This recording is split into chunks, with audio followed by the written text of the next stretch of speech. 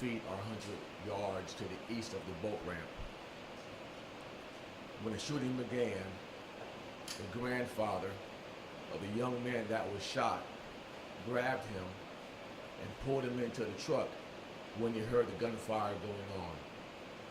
When they were inside the vehicle, a round went through the vehicle, hit the grandfather in the finger and the young man in the head. He was transported to St. Joe's Hospital, where he was pronounced deceased. Some witnesses who were out there advised law enforcement officers that there were two groups out there. They were in an argument over jet skis. One group was mad because the second group was riding their jet skis too close to the shore where the kids were playing in the water. During that argument, the group got agitated, came out in the water, and there was a confrontation between both of the groups. That confrontation led to gunfire, senseless gunfire. The gunfire led to 2 victims getting shot and 1 deceased. There is no reason, no excuse that an argument can lead to gunfire, much less an argument over jet skis. And now we got citizens, we got families, we got folks in our communities who have to deal with this tragic incident that occurred on the 4th of July. We're still investigating this incident. Our homicide detectives were out there all night long trying to find leads, trying to find anything that can lead them to holding the folks who did this accountable. With so many things going on around our nation, this incident at the Courtney Campbell Causeway just adds to what's been going on when folks are not responsible with their firearms. We need to do better as a community, really as Americans.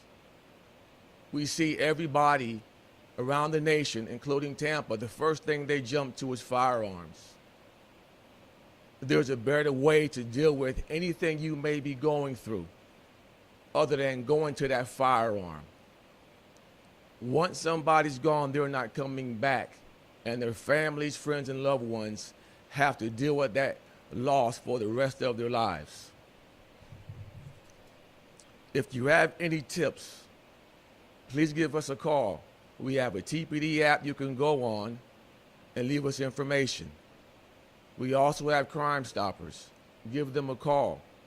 Give them any tip that you may have. We contacted them. The rewards are usually up to $9,500. We want to bring these folks who did this shooting to justice. We want to hold them accountable for their actions. If they're out here and they hear me today, turn yourself in.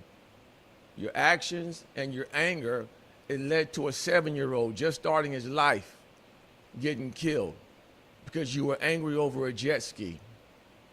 Just imagine if that was your child that was killed over this. So if you were involved in this or you know any information regarding this incident, contact us. If you were involved in this intimately, turn yourself in. Help bring closure to the family and to this community. Any questions? So after that, Yes. any arrests, any word on suspects' identities at this time? Not at this time. The detectives, they worked all night long trying to put the puzzle together. The vehicles out there, the jet skis out there, the boats out there, whatever that was out there that we can use as a law enforcement agency to bring it to closure, they're trying to hit on everything right now. So after the shooting happened, did these groups, did they just sort of disperse and get out of the area, or did they call police right away? One group or a fraction of individuals that were witnesses, they stayed out there and they gave us information. The ones that were involved in this incident, we haven't gotten too much as far as who they were, where they're from, where they went. Like I said, if you have any tips that may lead to anything that can help us resolve this case, please give us a call. It's early in the investigation. Usually we start getting tips coming in, and I just pray that we get the right tips to hold these folks accountable.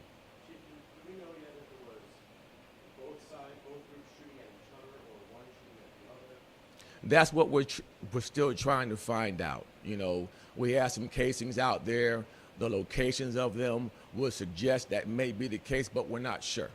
That's why we want the witnesses who are out there to give us a call and give us concrete information. Were these rented jet skis or personal jet skis that they left behind? At this point in time, we don't know whether they were personal or rented. I think this may go without saying, but I can hear in your voice how upset, maybe how angry you are that this happened. I'm very angry because I watch the news like everybody else, and I see what's going on in different cities around the nation.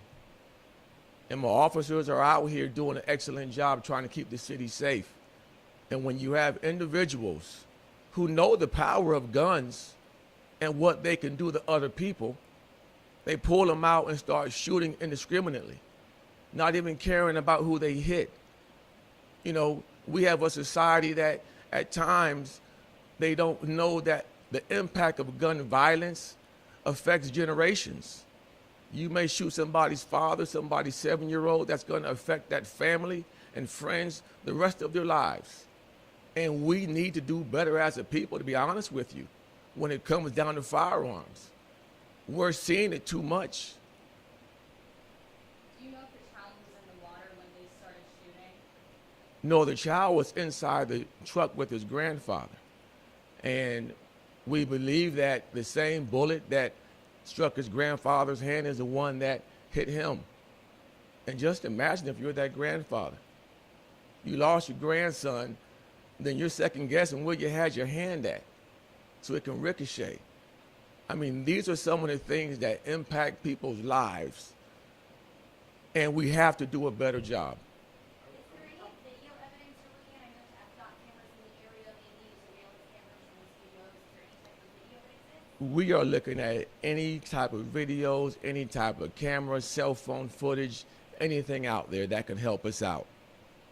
You're talking about a straight bullet here, or you're talking about actual targeting? We're talking about a straight bullet. I'm sure the young child wasn't the intended target. But when folks are careless with their firearms and they let that anger take over, now we see what occurs. These innocent bystanders become a victim to something that they knew nothing about what was going on. The grandfather knew nothing about the argument.